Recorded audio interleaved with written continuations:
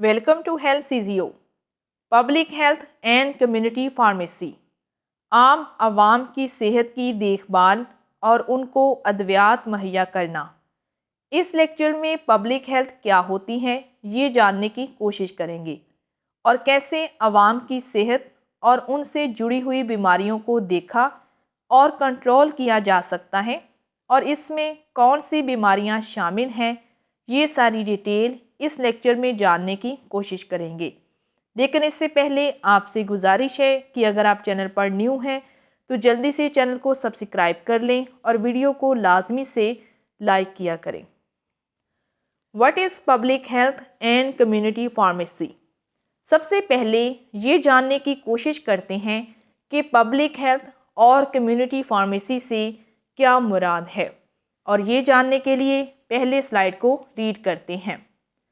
Public health is the study and practice of how best to improve the overall health and health gains of population rather than individuals.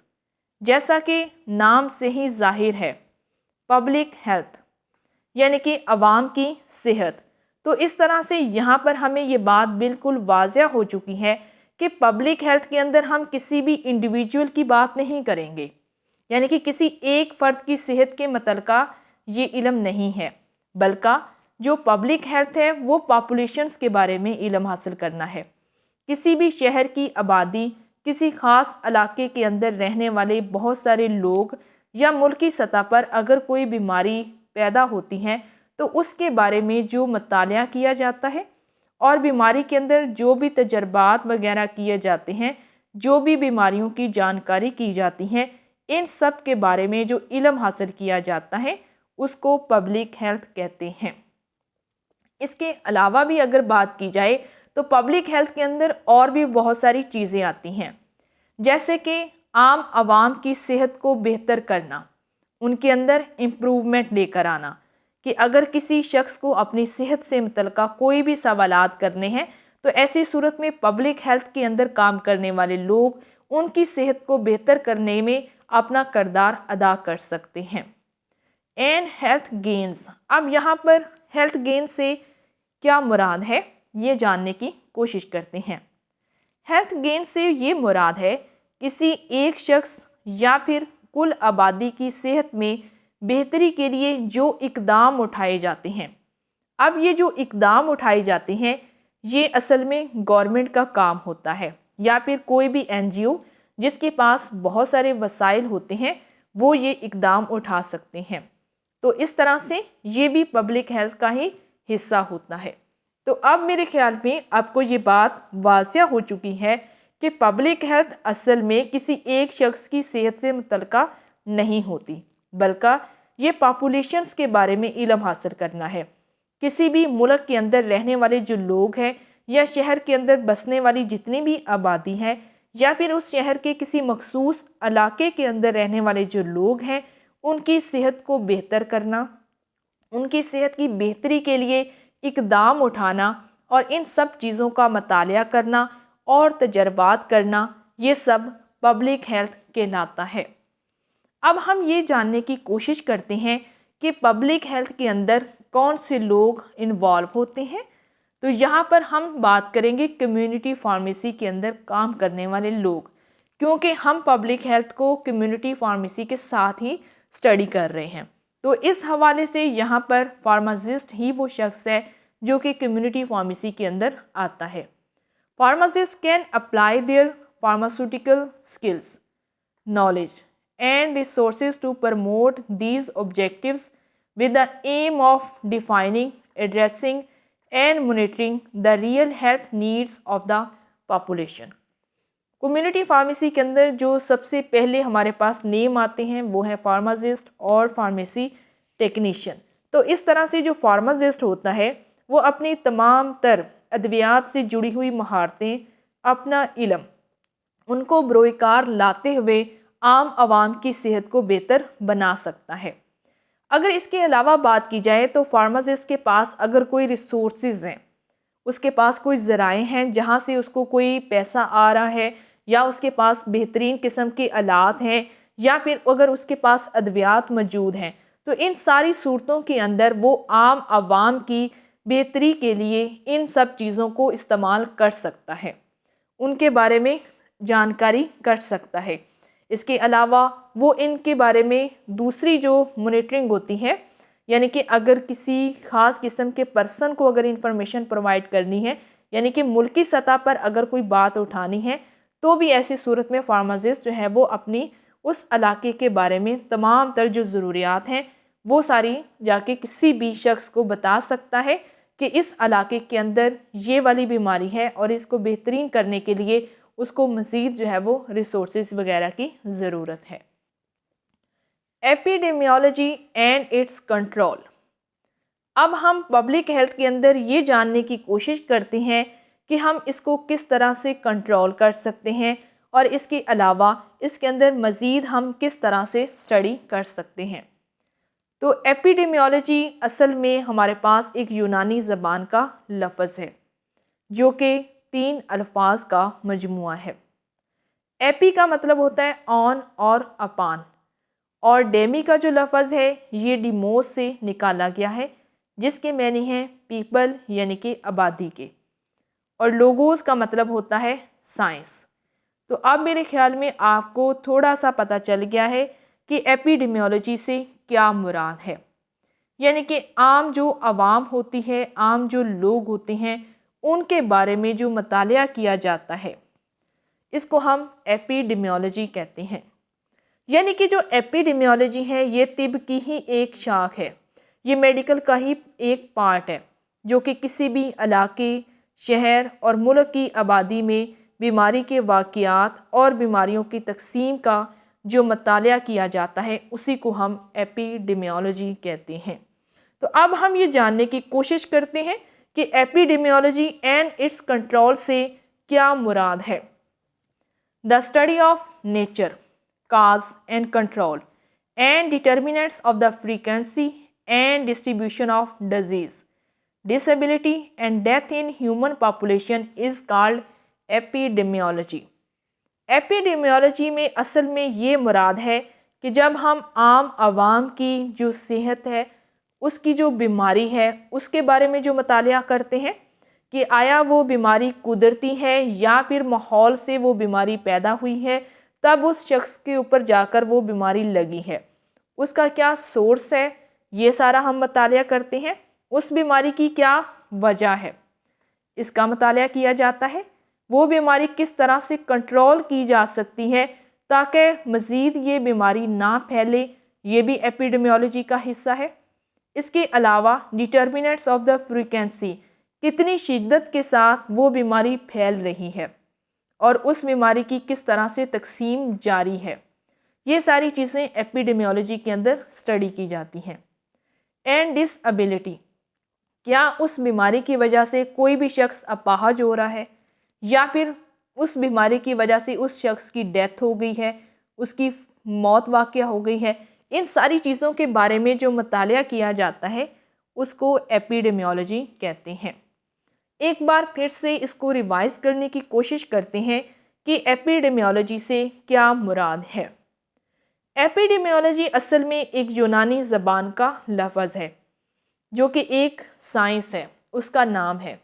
تو epidemiology 3 الفاظ کا مجموعہ ہے، ایپی، demos and logos, جس کے معنی ہوتے ہیں عام عوام کے بارے میں مطالعہ کرنا۔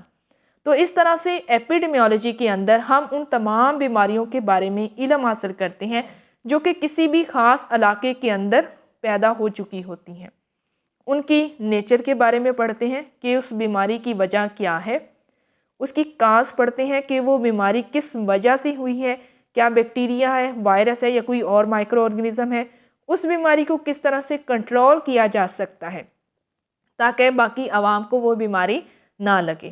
اس کے علاوہ بیماری کی شدت کیا ہے اور بیماری کتنی تیزی کے ساتھ پھیل رہی ہے، کیا اس بیماری سے دوسرے لوگوں کو نقصان ہو رہا ہے، کیا اس بیماری کے لگنے سے کسی بھی شخص کے اندر کوئی بھی ڈس ایبلٹی آتی ہے یا پھر اس کی موت واقع ہوتی ہے، ان تمام مراحل کے بارے میں جو علم حاصل کیا جاتا ہے اس کو ایپیڈیمیولوجی کہتے ہیں۔ Epidemiology is a set of tools for understanding the burden and causes of the health problems in human population to decrease risk and improve the health। जहां हम एपिडेमियोलॉजी के अंदर तमाम तर बीमारियों की वजूहात के बारे में जानते हैं, उसके साथ साथ बीमारियों को कंट्रोल करने के भी बहुत सारे जो तरीक़ाकार हैं वो भी एपिडेमियोलॉजी के अंदर ही स्टडी किए जाते हैं, ताकि किसी भी बीमारी का जो बर्डन है, उसकी जो वजह है, या फिर सेहत से जुड़े हुए जो तमाम तर उस इलाके के मसाइल हैं उनके अंदर बेहतरी लाई जा सके, उनके तमाम तर जो वजूहात हैं उनको कम किया जा सके, ताकि जो वहाँ के रहने वाले लोग हैं उनको अच्छी सेहत मुहैया हो सके। तो अब मेरे ख्याल में आपको हर बात बिल्कुल वाज़िया हो चुकी है कि एपिडेमियोलॉजी असल में पूरा एक जो है वो साइंस है, एक मेडिकल साइंस है, जिसके अंदर हम ना सिर्फ बीमारियों के बारे में इल्म हासिल करते हैं, बल्कि बीमारियों से बचने के लिए तमाम तर जो तरीक़ाकार हैं, तमाम तर जो तजर्बात होते हैं वो भी एपिडेमियोलॉजी में ही स्टडी किए जाते हैं। Now we studies the major purposes of the epidemiology। Epidemiology के क्या मकासद हैं, जिसमें पहले नंबर पर है to investigate health related problems in the community. आम आवाम के सेहत से मुतल्लिका जितने भी मसाइल होते हैं उन तमाम की इन्वेस्टिगेशन करना, उनसे ये पूछना कि इस इलाके में कौन सी बीमारी है और वो क्यों फैल रही है, या फिर अगर उनके सेहत से मुतल्लिका कोई भी सवालात हैं वो भी करना, ये सब एपिडेमियोलॉजी के मकासद में आता है। इसके बाद दूसरे नंबर पर है to identify causes and risk factors.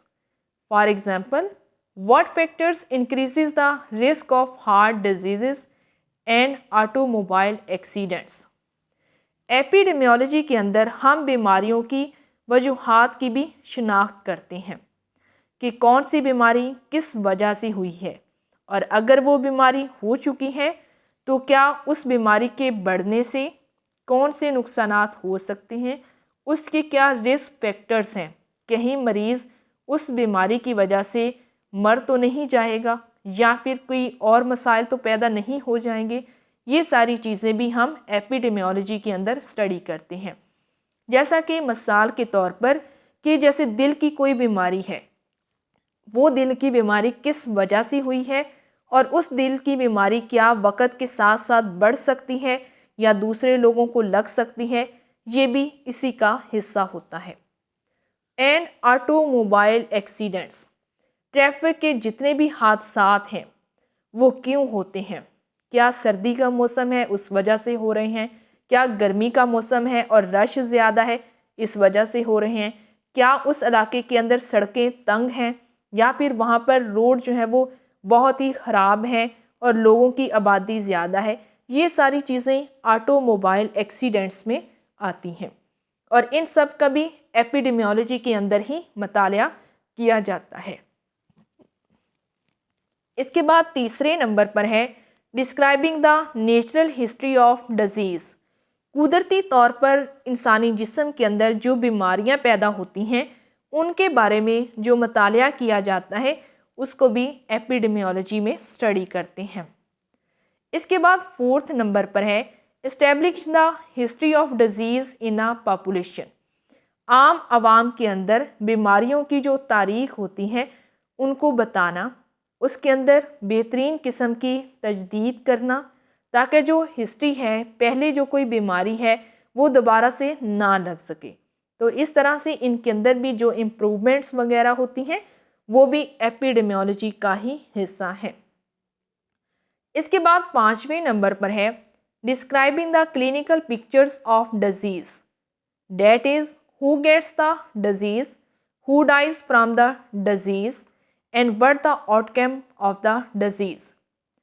Epidemiology के अंदर बीमारियों की जो तस्वीर होती हैं, क्लिनिकली जो पिक्चर होती है, क्लिनिकल पिक्चर से ये मुराद है कि एक किस्म का खाका तैयार करना कि ये बीमारी है, इसकी ये वजह है और इस बीमारी से दूसरे लोगों को कौन सी बीमारियां हो सकती हैं, کیا یہ بیماری ان میں منتقل ہو بھی سکتی ہے یا نہیں.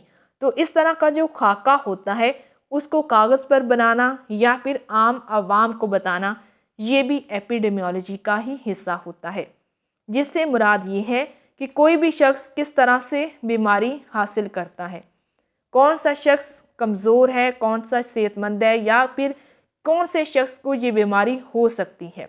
یہ بھی ہم اس کے اندر اسٹڈی کرتے ہیں. اس کے علاوہ کلینکل پکچر سے یہ مراد ہے who dies from the disease, کون سا شخص ہے جس کو یہ بیماری لگنے سے اس کی موت واقع ہو سکتی ہے.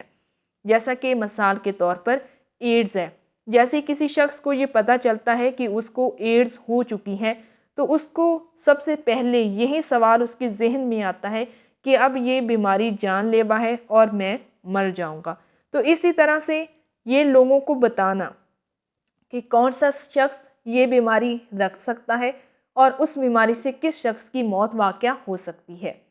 اور اس کے علاوہ outcome of the disease is, اس بیماری کی وجہ سے اور کون کون سے مسئلے مسائل پیدا ہو سکتے ہیں، یہ سب بھی اسی کے اندر اسٹڈی کیا جاتا ہے. اس کے بعد ہے 6 نمبر پر identifying syndrome and precursors. For example the relationship of the high blood pressure to stroke.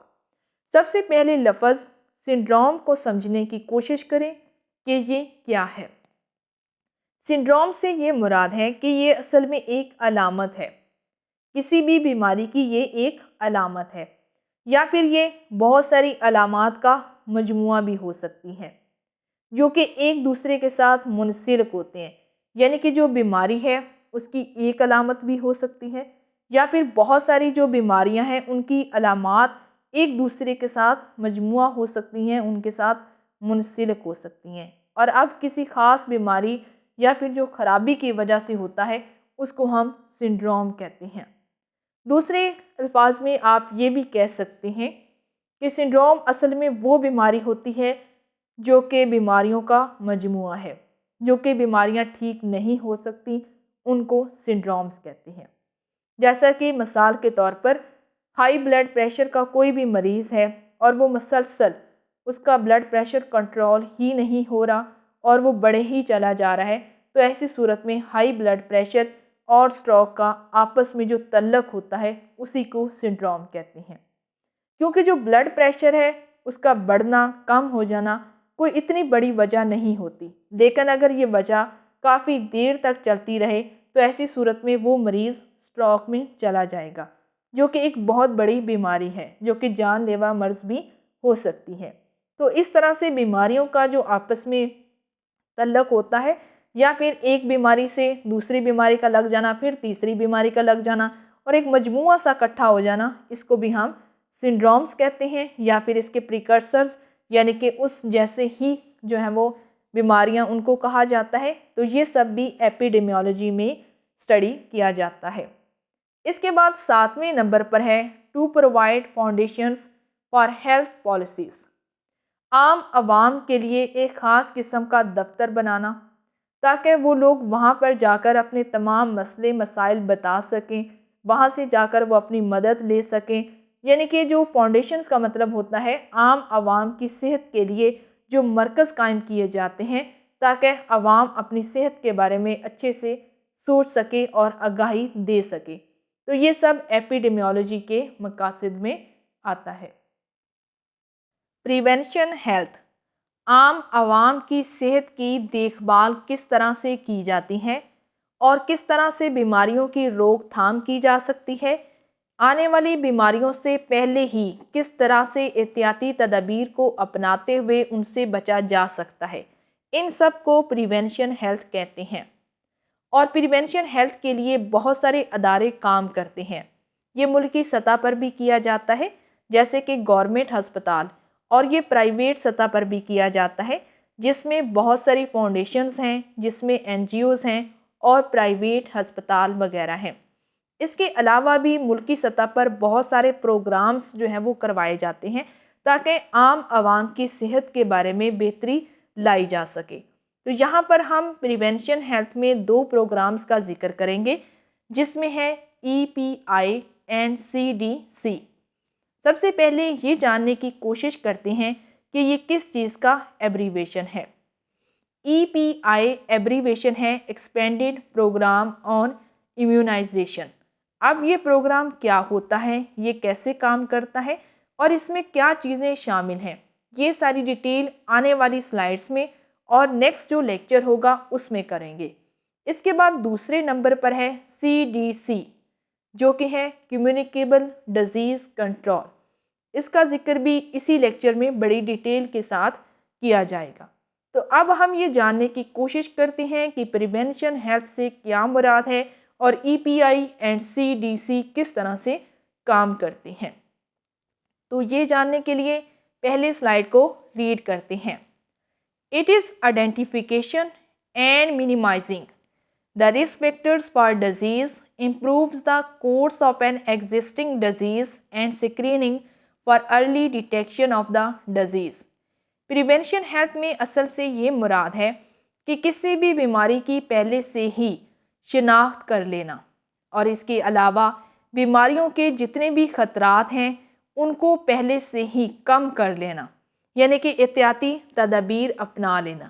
جیسا کہ مثال کے طور پر کہ گرمیوں سے سردیوں کا موسم شروع ہونے والا ہے، تو ایسی صورت میں جیسے ہی سردیوں کا موسم شروع ہو تو اس صورت میں پہلے سے ہی جتنے بھی جوڑ ہیں ان کو ختم کر دینا، یا کہیں پر بھی کوڑا کرکٹ کٹھا ہوا پڑا ہے تو اس کو پہلے سے ہی ختم کر دینا، یا پھر اگر کسی بھی شخص کو نزلہ زکام لگتا ہے تو اس کو پہلے سے ہی ادویات کے بارے میں آگاہ کر دینا۔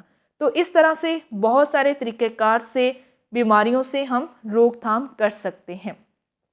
اس کے علاوہ ان کا یہ کام ہوتا ہے کہ improves the course of an existing disease، کسی بھی بیماری کا موجود ہونا تو ایسی صورت میں اس بیماری کے اندر بہتری لے کر آنا، ادویات کی مدد سے اس کا علاج کرنا، اس کے اندر امپروومنٹ وغیرہ لے کے آنا، یا پھر بیماریوں کی جو پہلے سے ہی ڈیٹیکشن کر لی جاتی ہے کہ اس شخص کو بیماری لگ سکتی ہے یا نہیں لگ سکتی، یا اگر کسی شخص کو بیماری کے بارے میں پتہ ہی نہیں ہے لیکن اس کو کوئی نہ کوئی وجہ اس کے اندر نظر آ رہی ہے تو اس کو بیماری کے بارے میں آگاہی دے دینا، اس کی بیماری کی لیبارٹری کے ٹیسٹ کی مدد سے پہلے سے ہی شناخت کر دینا، یہ سب پریونشن ہیلتھ کا حصہ ہے۔ It may also includes the public health achievements such as vaccination programs and control of many infection diseases۔ Prevention health کے اندر عام عوام کی جتنی بھی اچیومنٹس ہوتی ہیں کہ ان کی صحت کو اس علاقے کے اندر بہتر کیا جا سکا ہے، تو یہ سب بھی پریونشن ہیلتھ کا حصہ ہوتا ہے۔ جیسا کہ مثال کے طور پر کسی بھی خاص علاقے کے اندر ویکسین کے پروگرامز لگانا کہ کوئی بھی بیماری ہے اس کی پہلے سے ہی ویکسینیشن کروا لی جائے، جیسے کہ انفلیزا کی ویکسینیشن کروانا، پولیو کی ویکسینیشن کروانا، اس کے علاوہ تپدق کی ویکسینیشن کروانا۔ بہت ساری ایسی بیماریاں ہیں جن کے لگنے سے پہلے ہی ان کی ویکسینیشن کا پروگرام کر دینا، اور اس کے علاوہ بہت ساری جو موسمی بیماریاں ہوتی ہیں ان پر پہلے سے ہی کنٹرول حاصل کر لینا، یہ سب پریونشن ہیلتھ کا حصہ ہے۔ اور اس کے علاوہ اس میں اور بھی بہت ساری بیماریاں شامل ہیں جیسا کہ پولیو، اس کے علاوہ ڈفتیریا کو اردو میں کہتے ہیں خناق، اس کے علاوہ یلو فیور پیلا بخار، اینڈ اسمال پاکس یعنی کہ چیچک وغیرہ۔ ان تمام بیماریوں کے بارے میں آگاہی ہونا، ان تمام بیماریوں کو پھیلنے سے پہلے ہی ان پر کنٹرول پا لینا اور ویکسینیشن کے پروگرام کی مدد سے عوام کو پہلے سے ہی ویکسینیٹ کر دینا، یہ سب EPI اینڈ CDC کا حصہ ہوتے ہیں اور اسی کو ہم پریونشن ہیلتھ کہتے ہیں۔ What is communicable disease control? CDC سے کیا مراد ہے؟ سب سے پہلے کمیونیکیبل ڈیزیزز کے بارے میں جاننے کی کوشش کرتے ہیں کہ یہ کیا ہوتی ہیں تاکہ ہمیں ان کے کنٹرول کے بارے میں بھی جاننا آسان ہو جائے، اور یہ جاننے کے لیے پہلے سلائیڈ کو ریڈ کرتے ہیں۔ The diseases which are transmitted directly or indirectly from one person to another is called communicable diseases۔ communicable diseases اصل میں ایسی بیماریوں کو کہا جاتا ہے جو کہ ایک شخص سے دوسرے شخص کے اندر منتقل ہوتی ہیں۔ اور یہ متعدی بیماریاں ایک شخص سے دوسرے شخص کے اندر ڈائریکٹلی بھی منتقل ہو سکتی ہیں، یعنی کہ دو لوگ ایک دوسرے کے ساتھ مصافحہ کر رہے ہیں تو ایسی صورت میں بھی وہ بیماری ان میں منتقل ہو سکتی ہے۔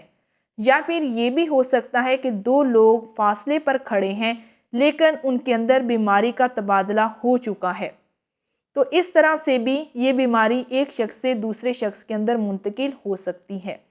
تو ایسی بیماریوں کو کمیونیکیبل ڈیزیزز کہتے ہیں۔ اب میں آپ کو تھوڑا سا اور ایکسپلین کر دوں کہ کمیونیکیبل ڈیزیزز اصل میں وہ بیماریاں ہوتی ہیں جو کہ ایک شخص سے دوسرے شخص کے اندر منتقل ہوتی ہیں، اور یہ جو منتقلی ہے وہ ڈائریکٹلی بھی ہو سکتی ہے اور انڈائریکٹلی بھی ہو سکتی ہے، اور اس کو کمیونیکیبل ڈیزیزز کہتے ہیں۔ These diseases can be prevented by the practicing hygiene and improving the living standards of the general public۔ عام عوام کے اندر یہ آگاہی دینا کہ وہ صاف ستھرا ماحول رکھیں، اپنے آپ کو صاف ستھرا رکھیں، جراثیم سے خود کو پاک اور صاف رکھیں، اپنے برتنوں کو صاف رکھیں، اپنے گھر کی صفائی رکھیں اور کوڑا کرکٹ اپنے گھر سے اور اپنے آپ سے کافی زیادہ دور رکھیں۔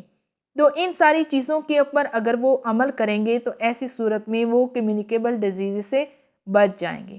اور اس کے علاوہ عام عوام کی صحت سے متعلقہ اور ان کی زندگی سے متعلقہ ان کے اندر جو امپروومنٹ لے کر آنا، یہ سبھی کمیونیکیبل ڈیزیزز کو بہت زیادہ کم کر سکتا ہے۔ اب ہم یہ جاننے کی کوشش کرتے ہیں کہ کس طرح سے فارماسسٹ جو ہے وہ کمیونیکیبل ڈیزیزز کنٹرول میں اپنا جو ہے وہ رول پلے کر سکتا ہے۔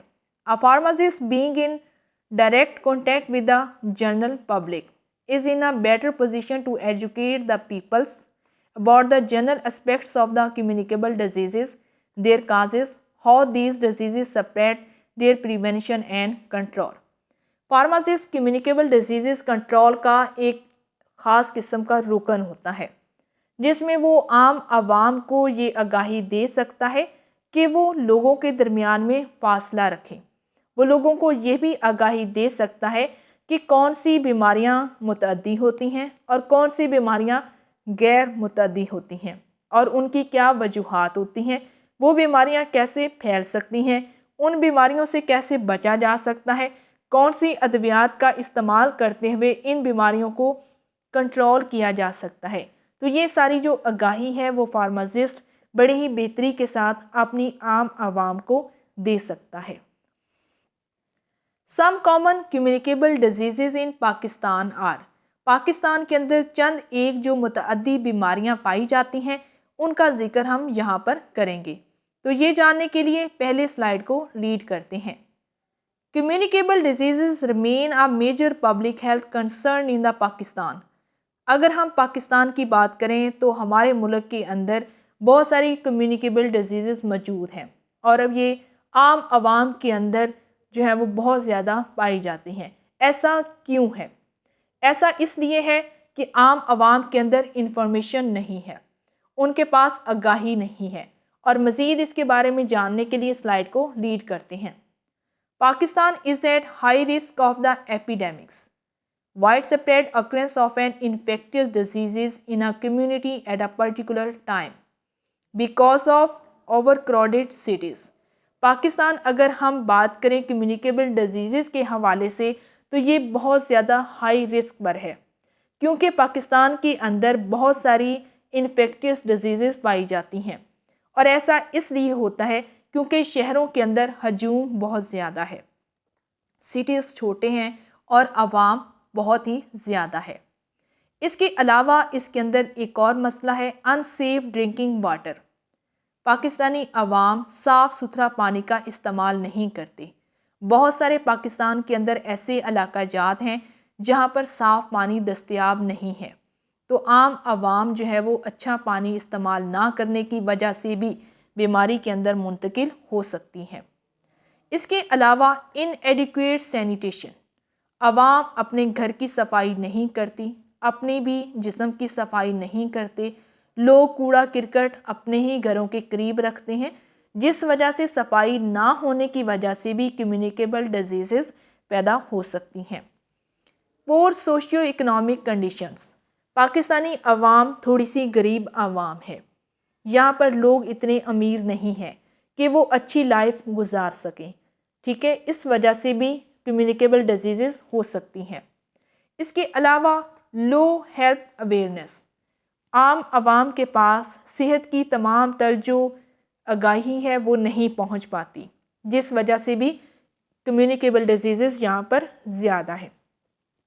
And in advocate vaccination coverage, بڑے شہروں کے اندر تو ویکسینیشن موجود ہوتی ہے اور لوگ وہاں پر خود کو ویکسینیٹ بھی کروا لیتے ہیں، لیکن شہروں سے باہر جو موجود جو علاقہ جات ہوتے ہیں یا پھر دیہی جو جتنے بھی علاقے ہیں، گاؤں وغیرہ، وہاں پر ویکسینیشن پہنچ نہیں پاتی. وہاں پر ادویات کی کمی ہونے وجہ سے پاکستان کے بہت سارے علاقوں کے اندر کمیونیکیبل ڈیزیزز ہمیشہ ہائی رسک پر ہی رہتی ہیں، اور یہ تمام وہ وجوہات ہیں جس کی وجہ سے کمیونیکیبل ڈیزیزز پھیلتی ہیں. اب ہم یہ جاننے کی کوشش کرتے ہیں کہ کمیونیکیبل ڈیزیزز کون کون سی ہیں اور عام طور پر پاکستان کے اندر کون سی کمیونیکیبل ڈیزیزز موجود ہیں، یہ جاننے کی کوشش کرتے ہیں. Some common communicable diseases are, چند ایک کمیونیکیبل ڈیزیزز کا ذکر یہاں پر کریں گے، جس میں سب سے پہلے نمبر پر ہے چکن پاکس. یہاں پر آپ کو تصویر میں واضح طور پر چکن پاکس کو دکھایا گیا ہے. چکن پاکس ایک ایسی بیماری ہے جس کے اندر انسانی جسم کے اوپر چھوٹے چھوٹے سے دانے بن جاتے ہیں اور ان دانوں کے اندر پانی موجود ہوتا ہے. بلبلا نما جو دانے ہوتے ہیں ان کو چکن پاکس کہتے ہیں. اس کے بعد دوسرے نمبر پر ہے انفلوئنزا. انفلوئنزا بھی ایک ایسی بیماری کو کہا جاتا ہے جس کے اندر کسی بھی شخص کو جب نزلہ اور زکام لگتا ہے، ریسپیریٹری جو ڈس آرڈرز ہوتے ہیں ان کو ہی ہم انفلوئنزا کہتے ہیں. اس کے بعد تیسرے نمبر پر ہے ٹیوبرکلوسس، جس کو ہم عام زبان میں ٹی بی بھی کہتے ہیں، اور یہ بھی ایک ریسپیریٹری ڈس آرڈر ہے. اس کے بعد چوتھے نمبر پر ہے ہیپاٹائٹس، جس کو عام زبان میں پیلا یرکان بھی کہتے ہیں، جیسا کہ آپ کو یہاں پر تصویر میں دکھایا گیا ہے. اس کے بعد پانچویں نمبر پر ہے میزلس. میزلس کے اندر بھی انسانی جسم کے اوپر چھوٹے چھوٹے دانے سے بن جاتے ہیں، سرخ رنگ کی جو جلد ہو جاتی ہیں اس کو میزلس کہتے ہیں. لیکن میزلس اور چکن پاکس میں فرق ہوتا ہے. چکن پاکس کے اندر جیسے میں نے ابھی آپ کو بتایا کہ دانے پانی والے ہوتے ہیں، جبکہ میزلس کے اندر دانے خشک ہوتے ہیں لیکن جلد کا رنگ سرخ ہو جاتا ہے. اس کے بعد 6 نمبر پر ہے ایڈز، جس کو ایکوائرڈ امیون ڈیفیشنسی سنڈروم کہا جاتا ہے. Mode of transmission of communicable diseases. Communicable diseases کس طرح سے ایک شخص سے دوسرے شخص کے اندر منتقل ہوتی ہیں، ان کے منتقلی کی کیا وجوہات ہوتی ہیں، یہ ساری ڈیٹیل اس ٹاپک میں جاننے کی کوشش کرتے ہیں. اور یہ جاننے کے لیے پہلے سلائیڈ کو ریڈ کرتے ہیں. There are many ways in which a communicable diseases may be transmitted. بہت ساری وجوہات ہوتی ہیں جس وجہ سے متعدی بیماریاں ایک دوسرے شخص کے اندر منتقل ہو سکتی ہیں. Communicable diseases may be transmitted by the direct or indirect methods depending on the infectious agent. Communicable diseases کو اردو زبان میں متعدی بیماریاں کہا جاتا ہے. اب یہ جو متعدی بیماریاں ہوتی ہیں یہ اصل میں ڈیپینڈ کر رہی ہوتی ہیں اس جراثیم کے اوپر کہ اس کی نوعیت کیا ہے. کیا وہ جراثیم بہت ہی زیادہ کمزور ہے یا پھر وہ جراثیم بہت ہی زیادہ مضبوط اور صحت مند ہے. تو یہ سارا اس کے اوپر ڈیپینڈ کرتا ہے کہ بیماری ڈائریکٹ ہوگی یا پھر انڈائریکٹ ہوگی. تو اس طرح سے جو کمیونیکیبل ڈیزیزز ہوتی ہیں وہ ڈائریکٹلی بھی ایک شخص سے دوسرے شخص کے اندر منتقل ہو سکتی ہیں یا پھر اس کے علاوہ وہ انڈائریکٹ بھی ایک شخص سے دوسرے شخص میں منتقل ہو سکتی ہیں. اب یہ ڈائریکٹ اور انڈائریکٹ یہ کون سے میتھڈز ہوتے ہیں یہ جاننے کی کوشش کرتے ہیں. سب سے پہلے نمبر پر ہے ڈائریکٹ کانٹیکٹ یعنی کہ direct method. Direct contact is establishing through touching, kissing, speaking, hand shakes. Direct اصل میں وہ میتھڈ وہ طریقہ کار ہوتا ہے جس کے اندر کوئی بھی شخص دوسرے شخص سے جب سلام لیتا ہے اس کے باڈی کو ٹچ کرتا ہے تو اس طرح سے بھی ایک شخص سے دوسرے شخص میں بیماری منتقل ہو سکتی ہے. یا پھر کسنگ کرنے سے، یہ بھی ایک ایسا وے ہے جس کے اندر ایک شخص کا سلائیوا دوسرے شخص کو لگ رہا ہوتا ہے، تو اس صورت میں بھی بیماری ایک شخص سے دوسرے شخص میں منتقل ہو سکتی ہے. یا پھر اسپیکنگ، آپ کے پاس آ کر کوئی بندہ بات کر رہا ہے، بہت ہی قریب ہو کر کوئی شخص اگر آپ سے بات کرتا ہے تو یہ بھی ڈائریکٹ کانٹیکٹ ہے. ہینڈ شیکس، اس کے ساتھ ہاتھ ملانے سے بھی یہ بیماری ہو سکتی ہے. اب ہم بات کرتے ہیں کہ انڈائریکٹ میتھڈز کیا ہیں. انفیکشنز میں be transmitted by the indirect through the vehicles. Indirect methods اصل میں وہ طریقہ کار ہوتا ہے جس کے اندر دو شخص بہت ہی فاصلے پر کھڑے ہیں، یا پھر ایک شخص جو ہے وہ کسی اور جگہ پر کھڑا ہے، یا پھر وہاں سے اٹھ کر چلا گیا ہے اور اس کا کوئی پتہ نہیں ہے، لیکن وہ اپنے پیچھے کچھ بیماریاں چھوڑ گیا ہے. اس کو کہتے ہیں انڈائریکٹ میتھڈ. جیسا کہ وہیکلس، آپ کسی کی سواری پر سوار ہو رہے ہیں اور وہ شخص جو پہلے والا تھا وہ وہاں پر اپنے جراثیمز کو چھوڑ گیا ہے، تو ایسی صورت میں بھی کمیونیکیبل ڈیزیزز منتقل ہو سکتی ہیں. اس کے علاوہ فوڈ، خوراک سے بھی، کسی کے برتن استعمال کرنے سے، کسی کا بچا ہوا کھانا استعمال کرنے سے، یا پھر کھانا صحیح نہ ہونے کی وجہ سے، یا پھر کوئی شخص جو کہ کھانا پکا رہا ہے اس کے ہاتھوں کے جراثیمز آپ تک بھی منتقل ہو سکتے ہیں. فلوئڈ اور any other thing that an infected person use, کوئی بھی جوس اگر کسی شخص نے استعمال کیا ہے تو بھی اس سے کمیونیکیبل ڈیزیزز منتقل ہو سکتی ہیں. یا پھر اس کے علاوہ آپ نے کسی شخص سے کوئی بھی چیز لی ہے، ٹھیک ہے، جیسے کوئی بھی میڈیکل چیز ہو سکتی ہے، جیسے کہ اگر آپ نے کسی بھی شخص کا جو ہے وہ خون لیا ہے، یا پھر اس کے باڈی کا کوئی آرگن جو ہے وہ اپنے اندر ریپلیس کروایا ہے، تو اس طرح کے انسانی باڈی کے جتنے بھی فلوئڈز ہیں اس سے بھی دوسرے شخص کو بیماری لگ سکتی ہے. اب میرے خیال میں آپ کو یہ ساری باتیں واضح ہو چکی ہیں کہ ڈائریکٹ اور انڈائریکٹ سے کیا مراد ہے. ڈائریکٹ اصل میں وہ چیز ہوتی ہے جو کہ کسی بھی شخص کے ساتھ ٹچ کرنے سے، کس کرنے سے، اسپیک کرنے سے، ہینڈ شیک کرنے سے، دوسروں کے کپڑے استعمال کرنے سے، یا اس دوسروں کے ساتھ لگ جانے سے، یہ ہوتا ہے ڈائریکٹ. اور انڈائریکٹ ہوتا ہے جو کہ فاصلے پر لوگ موجود ہیں اور اس طرح سے بھی بیماری منتقل ہو رہی ہے، تو اس کو انڈائریکٹ کہتے ہیں. These diseases are also transmitted through the droplets of the saliva. اگر کسی شخص نے تھوک پھینکا ہے تو اس سے بھی بیماری ہو سکتی ہے. کف، اگر کوئی شخص کھانس رہا ہے تو اس سے بھی بیماری ہو سکتی ہے. سنیزنگ، اگر کوئی شخص چھینک رہا ہے. اور سپیکنگ، اور وہ بڑی اونچی آواز میں بات کر رہا ہے، آپ کے قریب آ کر آپ کو کچھ بتا رہا ہے، تو ایسی صورت میں بھی کمیونیکیبل ڈیزیزز ایک شخص سے دوسرے شخص میں منتقل ہو سکتی ہیں. Next and a very important topic is control and prevention of communicable diseases. متعدی بیماریوں سے کنٹرول اور ان کی روک تھام کیسے ممکن ہے، کس طرح سے ان کو کنٹرول اور ان سے بچاؤ کیا جا سکتا ہے، یہ ساری ڈیٹیل یہاں پر جاننے کی کوشش کرتے ہیں. اور یہ جاننے کے لیے پہلے سلائیڈ کو ریڈ کرتے ہیں. There are 3 essential components in the chain of infection: source or reservoir, mode of transmission and susceptible host.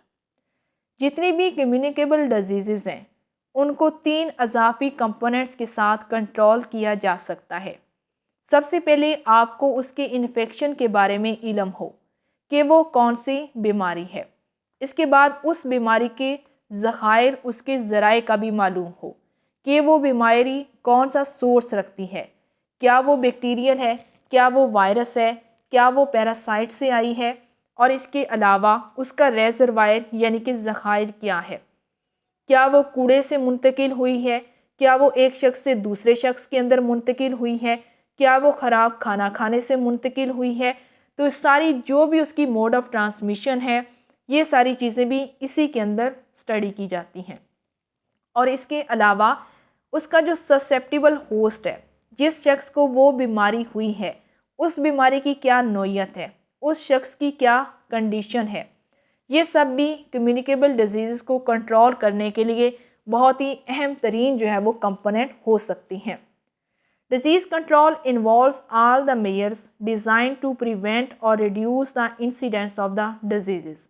جتنے بھی بیماریوں کو ماپنے والے اور ان کو کنٹرول کرنے والے جتنے بھی ٹولز وغیرہ ہوتے ہیں، یہ اصل میں کسی بھی بیماری کو بڑھنے سے پہلے ان کو روکنے پر بہت ہی زیادہ جو ہے وہ اپنا رول پلے کرتے ہیں، جس میں پہلے نمبر پر ہے controlling the reservoir.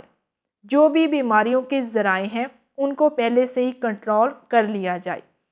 The simplest methods of controlling a disease would be elimination of the reservoir or source where possible by early diagnosis or isolation or limitations of movements of the infected person۔ سب سے سادہ اور جو آسان طریقہ کار ہے وہ یہی ہے کہ بیماری کو پھیلنے سے پہلے ہی روک لیا جائے۔ یعنی کہ آپ کو اگر معلوم ہو جائے کہ یہ بیماری کس وجہ سے پھیل رہی ہے، تو ایسی صورت میں سب سے جو سادہ سا طریقہ کار ہے وہ یہی ہے کہ اس بیماری کا جو سورس ہے، اس کا جو ریزروائر ہے کہ یہ بیماری اس وجہ سے ہو رہی ہے، اس کو پہلے سے ہی ختم کر دیا جائے۔ یعنی کہ مثال کے طور پر آپ کو اگر یہ معلوم ہو جائے کہ باتھ روم کی وجہ سے بیماری پھیل رہی ہے، تو اپنے باتھ روم کو پہلے سے ہی صاف کر لیں۔ اور اگر آپ کو یہ معلوم ہو جائے کہ کوڑے کرکٹ کی وجہ سے بیماری پھیل رہی ہے، تو اپنے گھر کا کوڑا کرکٹ باہر پھینک دیں، اور اگر علاقے کے اندر پڑا ہوا ہے تو اس علاقے کو وہاں سے صاف کروا لیں۔ یعنی کہ آپ کی جو سب سے جو سادہ طریقہ ہے وہ یہی ہے کہ آپ پہلے اس کا سورس ڈھونڈیں کہ وہ بیماری کس وجہ سے ہو رہی ہے، اور اس کی وہ جو وجہ ہے سب سے پہلے اس کو وہاں سے ریموو کریں۔ اس سے کیا ہوگا کہ آپ بیماری کو مزید بڑھنے سے روک دیں گے۔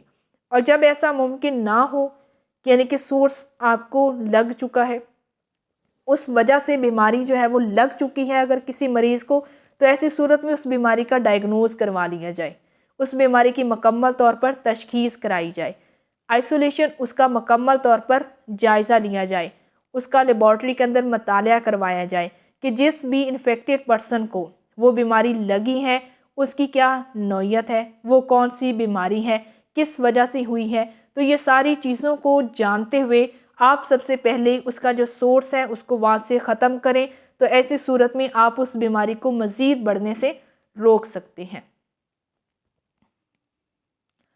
اس کے بعد دوسرے نمبر پر ہے interruption of transmission. In this method we break the chain of transmission to control the disease۔ اگر کسی شخص کو وہ بیماری لگ چکی ہے تو ایسی صورت میں آپ اس بیماری کو درمیان میں ہی روک دیں۔ اب یہ کس طرح سے روکا جا سکتا ہے؟ اس کے بہت سارے طریقہ کار ہوتے ہیں۔ پہلا تو یہ ہے کہ ادویات کا استعمال کیا جائے۔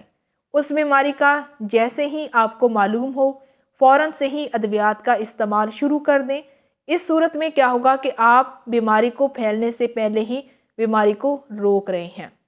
یا دوسرا جو نیچرل طریقہ کار ہے وہ یہ ہوتا ہے کہ آپ نے جو ہے وہ درمیان میں کوئی فاصلہ رکھ لینا ہے۔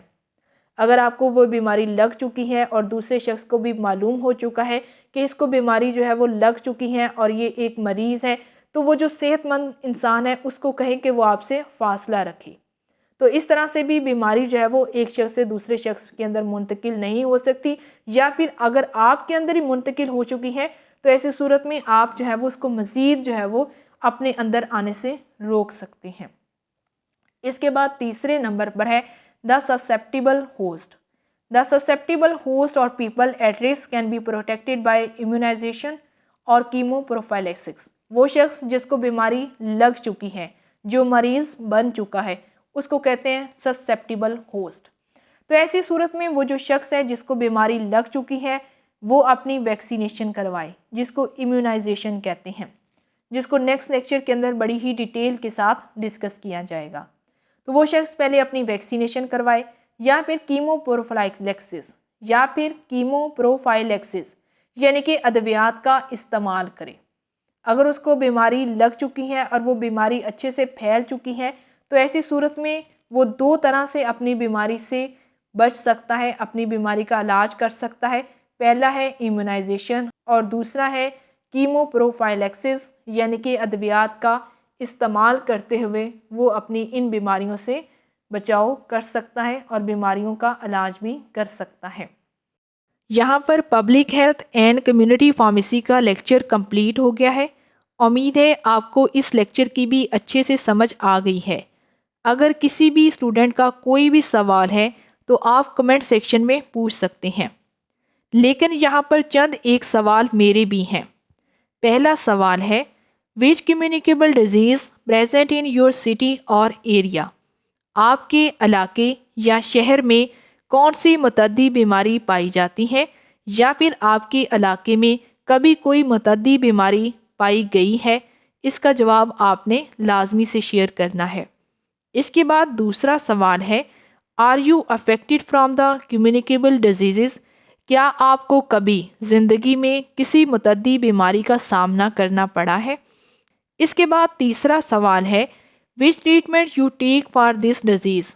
اس متعدی بیماری کا علاج آپ نے کیسے کیا ہے؟ کیا آپ نے ادویات کا استعمال کیا ہے؟ کیا آپ نے بغیر ادویات کے اس بیماری کو ٹھیک کیا ہے، یا پھر آپ کے علاقے میں اس متعدی بیماری کا کوئی خاص قسم کا علاج یا پھر ٹوٹکا موجود ہے؟ اس کا جواب بھی لازمی سے آپ نے شیئر کرنا ہے۔